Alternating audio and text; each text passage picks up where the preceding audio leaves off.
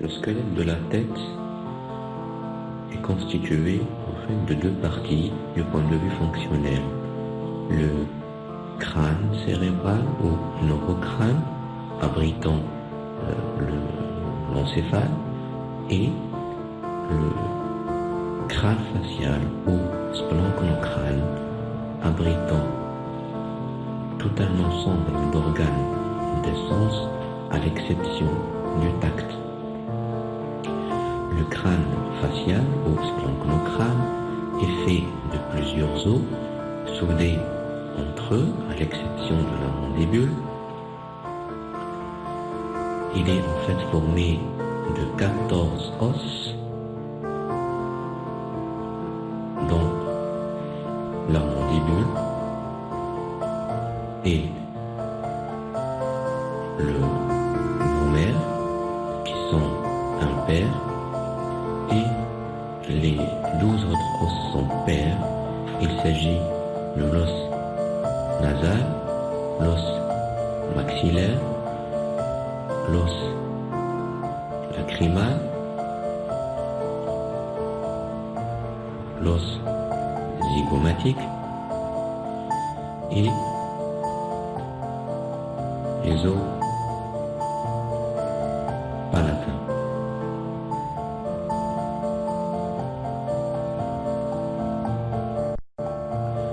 Le dernier os qui constitue le squelette de la face est représenté par le cornet nasal inférieur. Nous allons tout d'abord étudier le squelette de la face sur différentes vues.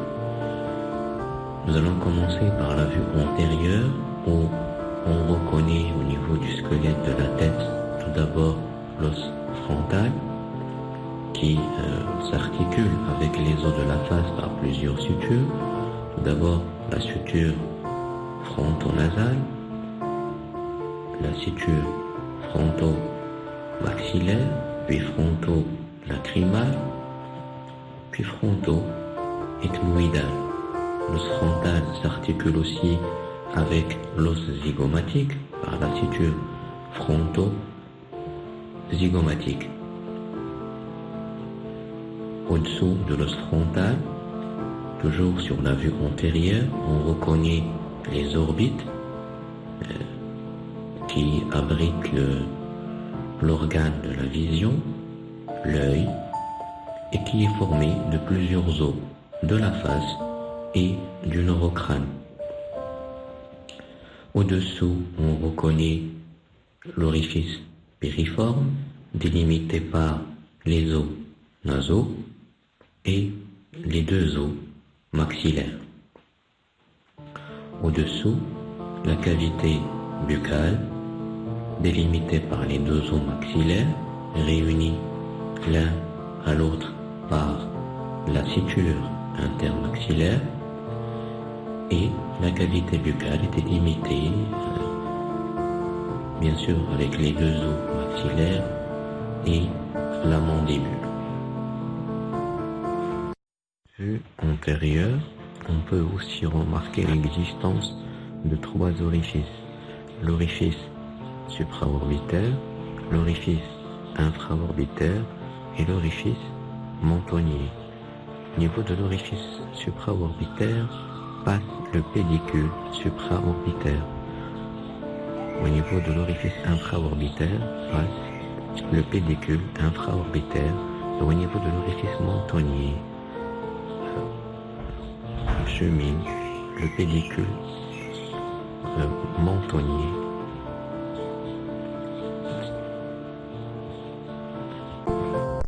Les orifices sont disposés sur la même ligne verticale, passant par la pupille, regardant vers l'avant, vers l'infini.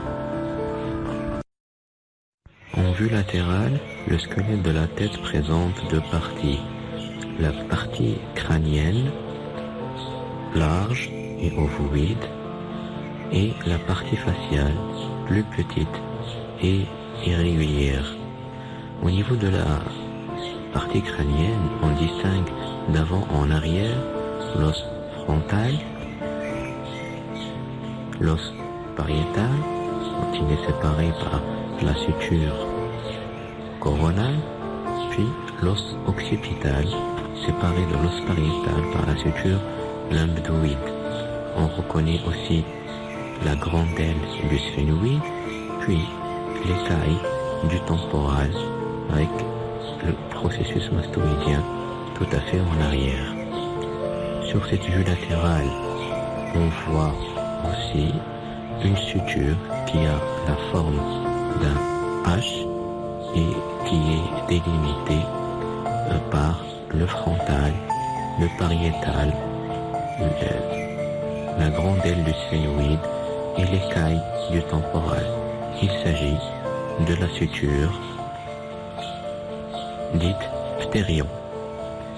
Une autre suture est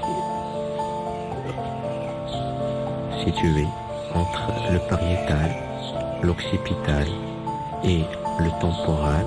Elle a la forme d'une étoile. Il s'agit de la suture dite astérion. On peut justement tracer ces deux sutures, la suture en H, en avant, c'est le ptérion, et la suture en étoile, en arrière, c'est l'astérion. Sur cette vue latérale, on peut aussi voir différentes fosses. Il s'agit tout d'abord de la fosse temporale, délimitée en avant par le processus zygomatique de l'os frontal, en bas par l'arcade zygomatique et en haut par la ligne temporale supérieure.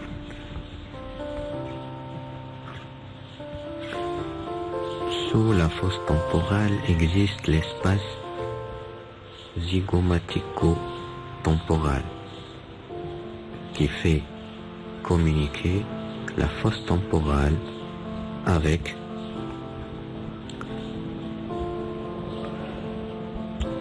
la fosse infratemporale à ce niveau. Vue latérale, l'os temporal présente plusieurs éléments à reconnaître. Tout d'abord, le processus zygomatique de l'os temporal, le méa acoustique externe, le processus styloïde et le processus mastoïde.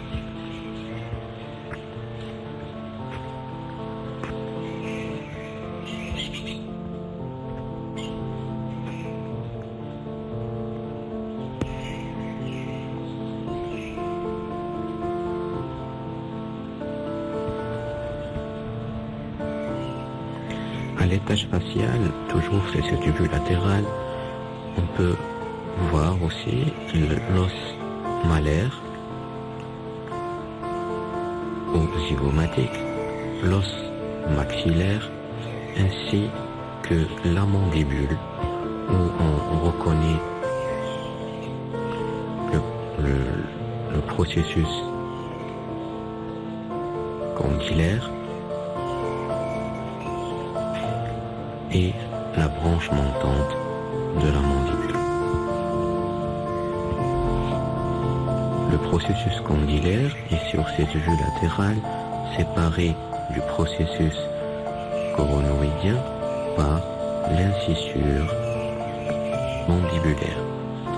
Toujours sur cette vue latérale, on peut voir le foramen mentonnier qui laisse passer le pédicule mentonnier. L'élément le plus en relief sur ces vues latérales est représenté par l'os zygomatique ou os malaire qui constitue de ce fait le pare-choc latéral du massif facial.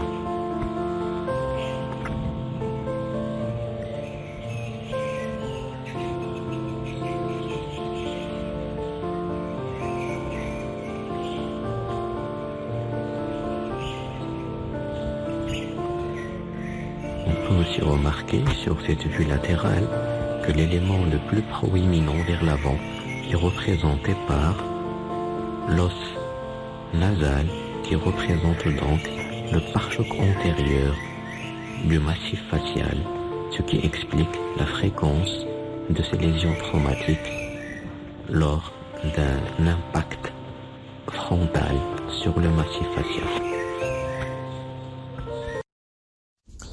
Sur une vue supérieure, on peut reconnaître au niveau du crâne différents os et différentes sutures. Tout à fait en avant, on reconnaît l'os frontal, puis les deux os pariétaux et tout à fait en arrière, l'os occipital.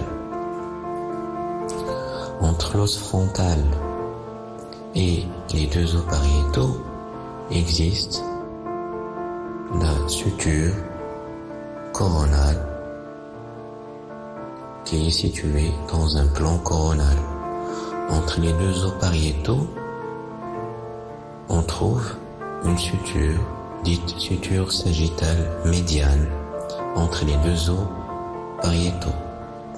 Puis tout à fait en arrière, entre les deux os pariétaux d'une part et l'os occipital d'autre part, existe une autre suture qu'on appelle la suture lambdoïde.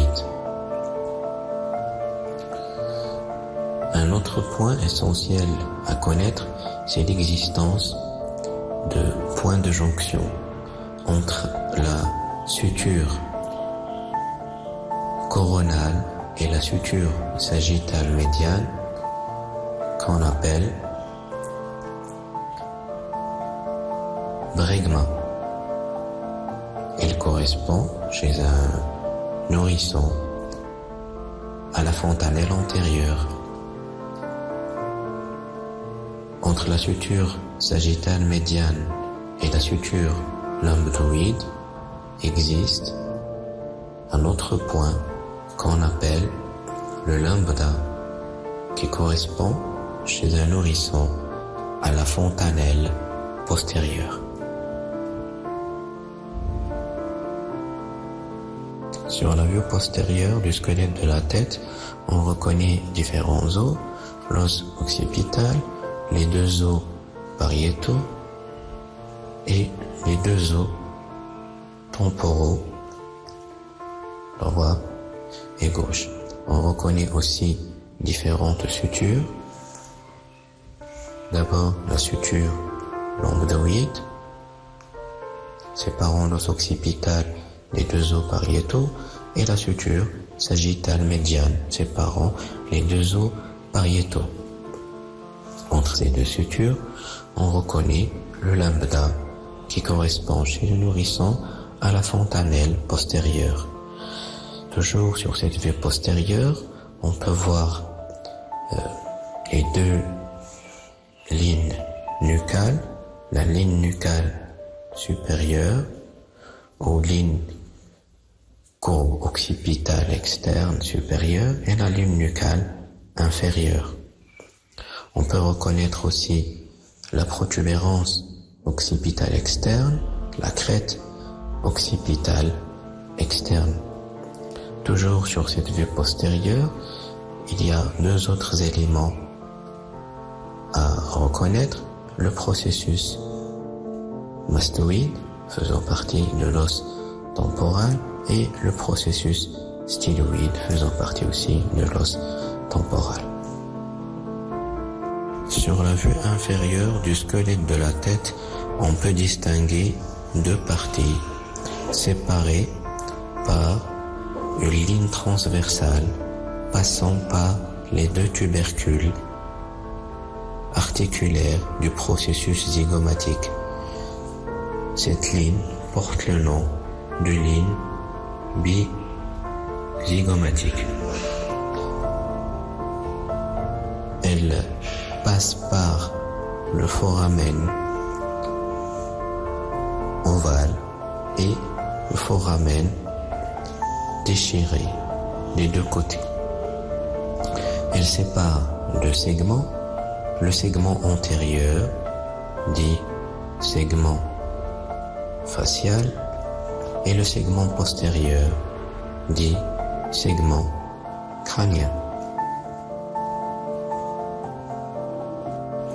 Sur la vue inférieure du squelette de la tête, on peut voir au niveau de la partie faciale après ablation de la mandibule différents éléments qu'on va citer d'avant en arrière. Tout à fait en avant, on peut voir l'arcade dentaire supérieure faisant partie de l'os maxillaire, puis en arrière le palais osseux formé en avant par le processus palatin de l'os maxillaire et en arrière par la lame horizontale de l'os palatin. À ce niveau, on peut aussi voir différents orifices. En avant, il s'agit du foramen incisif et en arrière, les deux foramens grand palatin.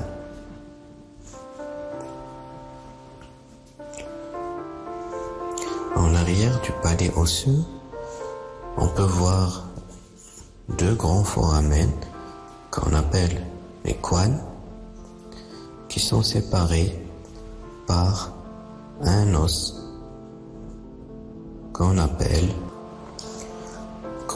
le vomère. Latéralement, on peut reconnaître les deux processus ptérygoïdes, droit et gauche, faisant partie de l'os sphénoïde. Entre les deux lames du processus ptérygoïde existe la fosse ptérygoïde. Plus latéralement, on peut voir la fosse infratemporale, droite et gauche, latéralement par rapport aux lames, au processus ptérygoïde. Au niveau de la partie crânienne, sur cette vue inférieure du squelette de la tête, on peut voir d'avant en arrière le processus basilaire de l'os occipital, puis le foramen magnum, les deux condyles occipitaux. Plus latéralement, on peut reconnaître les rochers faisant partie de l'os temporal, où on peut voir l'orifice du canal carotidien et postérieurement on peut voir la crête occipitale externe, la tubérosité occipitale externe. Encore plus latéralement, on peut reconnaître le processus mastoïde, droit et gauche, ainsi que la pointe du processus styloïde.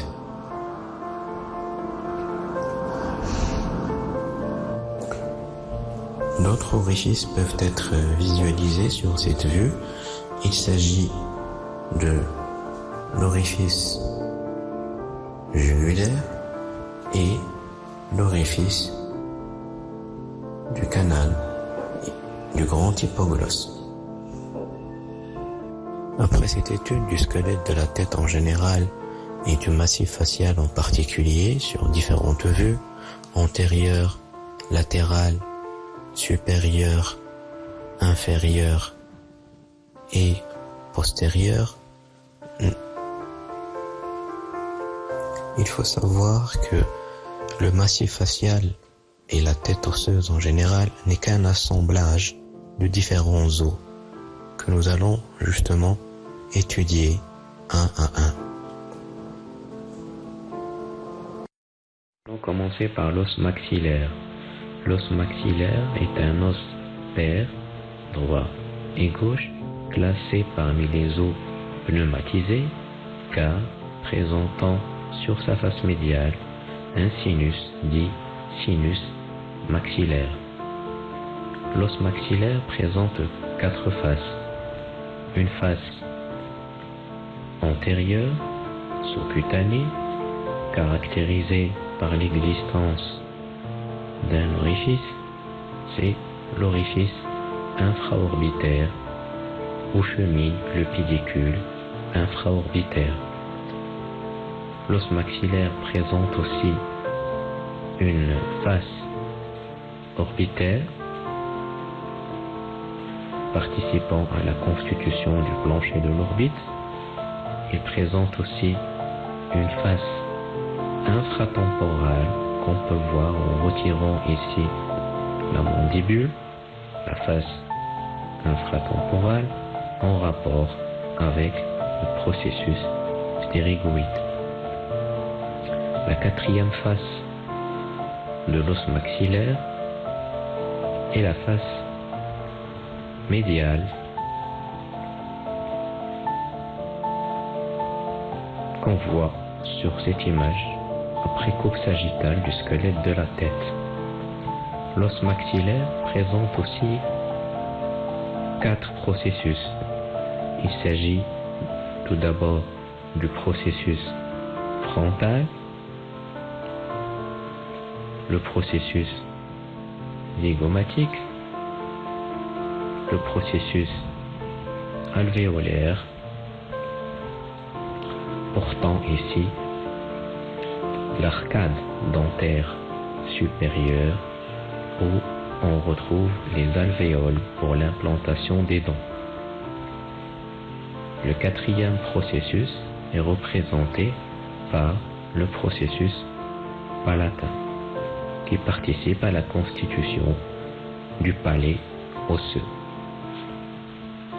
Si on isole l'os maxillaire, nous pouvons revoir ces différents constituants et on peut alors reconnaître ces différents processus.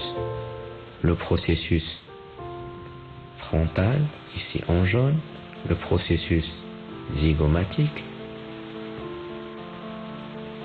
le processus alvéolaire qui porte ici en vert l'arcade dentaire supérieure.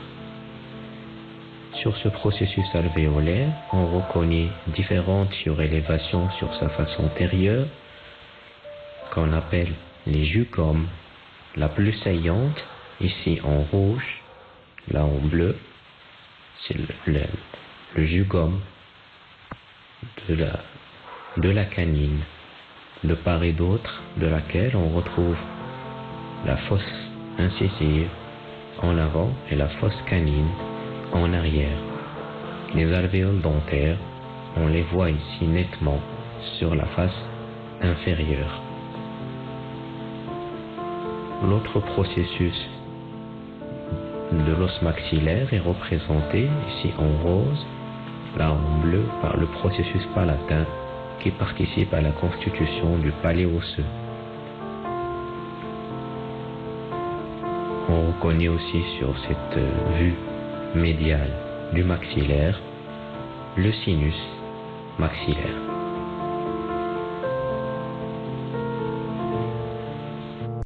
Étudier maintenant l'os zygomatique, encore appelé os malaire. C'est un os pair et symétrique qui constitue le relief de la pommette. Il est très saillant latéralement et palpable sous la peau. Il est donc très exposé au traumatisme et constitue donc le pare-choc latéral de la face. Il présente une face latérale, une face orbitaire et présente aussi 2 processus. Un processus frontal et un processus zygomatique ou temporal qui participe à la constitution de l'arcade zygomatique avec le processus zygomatique du muscle de l'os temporal.